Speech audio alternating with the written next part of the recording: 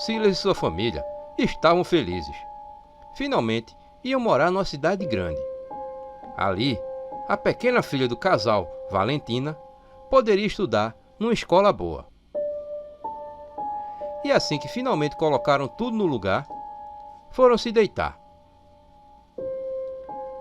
Agora sim, mulher, temos nossa casinha, disse Silas para Juscelia, sua esposa. Verdade, Silas. Só de ter saído daquele interior já é uma grande benção, falou ela. Aquele grito assustou o casal. Era um grito de mulher. Na mesma hora, Valentina começou a chorar no quarto ao lado. Silas e Juscelia correram para o quarto da bebê. Assim que chegaram, viram a bebê chorando muito. Que foi, Valentina? Disse Juscelia, pondo a menina nos braços e tentando acalmá-la. Silas foi por toda a casa procurando por quem tinha dado aquele grito. Como a casa era pequena, logo ele voltou ao quarto da filha. Quem deu aquele grito, Juscelia? Perguntou ele. Tu olhou pela casa toda? Viu se as portas e janelas estão trancadas? Perguntou Juscelia, ainda tentando acalmar a menina nos braços. Tá tudo trancado e não tem ninguém na casa não, falou ele. Será que alguém gritou na rua e assustou Valentina? Perguntou Juscelia. Deve ter sido isso mesmo. A casa está toda fechada, não tem nenhuma janela aberta. Juscelia levou a menina para o quarto do casal para que ela dormisse. De madrugada, lá pelas 3 da manhã, Juscelia acordou e, como a menina dormia tranquilamente, decidiu levá-la ao quarto dela. Depois de pôr Valentina no berço, ela ouviu passos na sala. Imaginou que fosse o marido e foi até lá. Mas não tinha ninguém. Nessa hora, Juscelia se arrepiou todinha. E quando ia duvidar se realmente estava ficando louca, foi que ouviu uma voz rezando.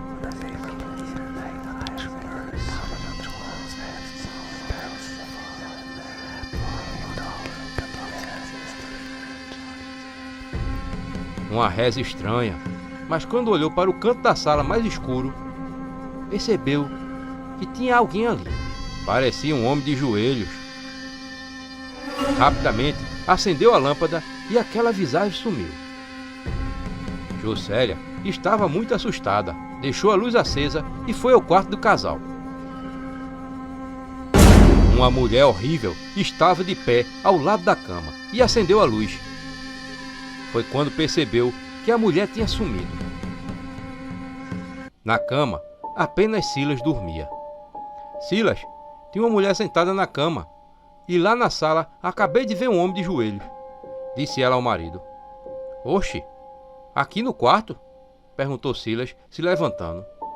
Sim, estava de pé ao seu lado e sumiu assim que eu acendi a luz. E o mesmo aconteceu com o homem que vi lá na sala, disse ela. Silas olhou embaixo da cama, que estava vazia. E foram até a sala e também não tinha ninguém lá. Ele estava ali naquele canto rezando, disse Juscelia apontando. Quando acendi a luz, ele já não estava mais lá. Oxe, que coisa estranha. Tu não estava sonhando não? Perguntou Silas, conferindo se a porta estava bem trancada. De repente, as luzes se apagaram. Agora só faltava faltar energia, disse Silas. Mas Juscelia, vendo a claridade na rua, foi até a janela e viu que nas outras casas tinha energia. Faltou só aqui, disse ela.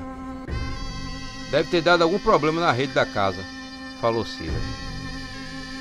Saiam daqui, disse uma voz, ali mesmo na sala naquela escuridão. Todos ficaram assustados. Quem é você? Perguntou Silas. Saiam daqui, repetiu a voz. Juscelia, na hora, lembrou da filha que estava sozinha no quarto. Foi quando ouviu o choro da menina. Correram pelo escuro, tateando tudo, até chegar no quarto de Valentina. A menina chorava muito, irritada no berço. Juscelia colocou ela nos braços e foi até a janela do quarto, onde pela claridade viu que a perna de Valentina tinha uma marca de mordida. Embora não tivesse sangrando, a mordida tinha deixado uma marca horrível na criança. Alguma coisa mordeu ela, Silas. Mais um grito horroroso ouviram. Meu Deus, o que é isso? Perguntou Silas. Saiam daqui, falou a mesma voz de homem que tinham escutado há poucos minutos. Silas pôs a mulher e a filha para trás dele e percebia à sua frente o vulto de um homem ajoelhado que falava com ele.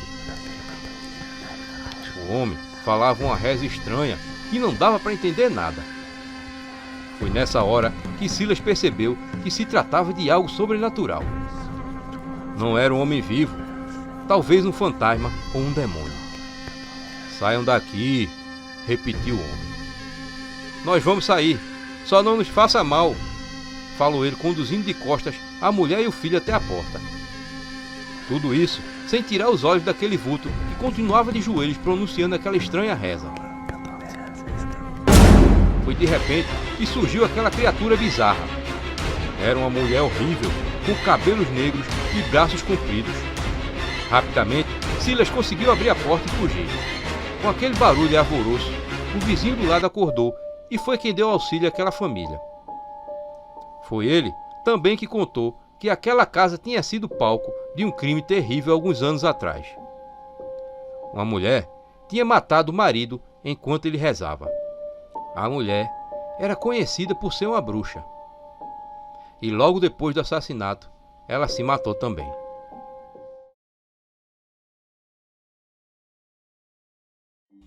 Thelma estava dormindo aquelas noites à base de remédios. Tudo aquilo parecia mais um pesadelo. Não tinha feito nem mesmo um ano de seu casamento e já era viúva. Fazia apenas 3 meses que Eduardo tinha morrido num acidente de moto. Thelma não aceitava que aquilo realmente tivesse acontecido. Ele era tão jovem e tinha uma carreira promissora pela frente. Para piorar aquela situação, bem no dia da tragédia, o casal tinha brigado pela manhã por causa dos ciúmes de Thelma. Naquele dia, ela lembrava muito bem que estava com a sensação ruim depois daquela briga. Era costume dos dois brigarem, mas quando acontecia, não demorava muito para fazerem as pazes. Mas naquele triste dia, foi diferente. E Thelma já pensava em pedir perdão ao marido assim que ele voltasse. Mas a notícia que chegou foi de sua morte. E era relembrando tudo isso que ela dormiu aquela noite. Pela manhã, alguém bateu na porta. Thelma se levantou rapidamente e correu a atender. Era a prima Dora, sua melhor amiga. As duas não se viam já fazia alguns meses, afastadas pela vida de casada que Thelma, até poucos meses atrás, tinha. Thelma havia se lembrado de Dora, que desde sua adolescência dizia ser uma médium. Dizia que podia falar com os mortos, e foi justamente lembrando desse fato que Thelma decidiu chamar a prima para sua casa. A ideia era ela manter algum contato com o finado marido para lhe pedir desculpas. Dora aceitou e marcou de ir na casa de Thelma naquela manhã. Quando Dora entrou, se espantou com a aparência da prima. Estava muito magra. Como você tá, prima? Perguntou Dora. Tô tentando viver, respondeu Thelma. E depois de uma manhã cheia de conversas, as duas almoçaram e então decidiram começar a sessão. Dora preparou uma mesa e pôs uma vela acesa bem no meio. Do lado, um copo d'água. Thelma, a partir de agora, vamos fazer uma reza de invocação. Assim, traremos a alma de Eduardo até este lugar. Você tem que falar sempre o nome dele, ou como você o chamava. Logo, o espírito dele responderá, afastando esse copo para a frente na sua direção para dizer sim. E para responder um não, ele empurrará o copo para meu lado. Thelma aceitou, mas de repente, antes de começar a invocação, sentiu um arrepio frio subir pela espinha. Dora logo começou a invocar a alma de Eduardo, falando sempre seu nome completo, rua, bairro e a cidade onde morava até a data em que havia morrido. De repente, o ar naquela sala ficou carregado. Thelma começou a ouvir vários sons estranhos e assustadores. Parecia que ela estava num lugar diferente. E assim, Thelma abriu os olhos. E foi nessa hora que Dora encerrou a invocação. "Você está bem, Thelma?" perguntou Dora. "Sim", respondeu Thelma. "Peço que tenha calma. Quando o copo começar a se mover, você vai me dizer o que devo perguntar a ele. Mas para começar, eu vou apenas confirmar a presença dele nesse lugar." Nessa hora, Thelma começou a suar frio e Dora começou a falar. "Eduardo, estou aqui com sua mulher, a Thelma. Você pode me ouvir?" "Se sim, mova o copo na direção da sua mulher." Um silêncio assustador se fez. As duas mulheres esperaram alguma manifestação, mas nada aconteceu. Thelma já estava ficando nervosa. Dora decidiu repetir a pergunta. "Você pode me ouvir?" "Se sim, mova o copo." Dora nem terminou a frase e o copo se mexeu na direção de Thelma. O coração das duas acelerou com aquela manifestação. "Calma, Thelma", falou Dora, vendo a prima se mexer na cadeira. Thelma estava numa mistura de felicidade com nervosismo. "Eduardo, você estava aqui nessa casa? Se sim, mova o copo na direção de Thelma. E se não, mova para perto de mim." E após dizer isso, o copo se moveu para perto dela, trazendo assim uma resposta negativa àquela pergunta. "Eduardo, você veio pelo meu chamado?" perguntou Dora, e o copo foi na direção de Thelma. "Pergunte a ele se ele me perdoa", disse Thelma aflita. "Calma, Thelma, essa pergunta é forte demais." "Eduardo, você está vendo Thelma, a sua mulher aqui?" disse Dora, e logo o copo se mexeu na direção de Thelma. "Ele está me vendo", disse Thelma feliz. "Eduardo, você lembra do seu último dia?" perguntou Dora. Dessa vez, o copo não se mexeu imediatamente. Mas logo, através do copo, a resposta era um sim.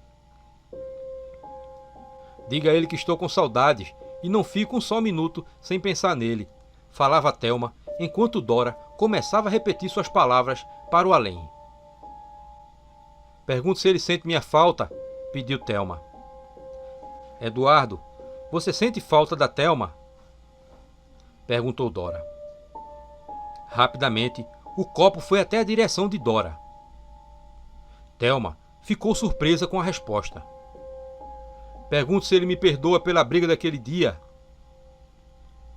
"Eduardo, você perdoa?" Mal Dora terminou aquela pergunta e o copo foi arremessado contra a parede atrás dela. "Calma, Thelma", disse Dora, indo rapidamente até a cozinha e pegando outro copo d'água.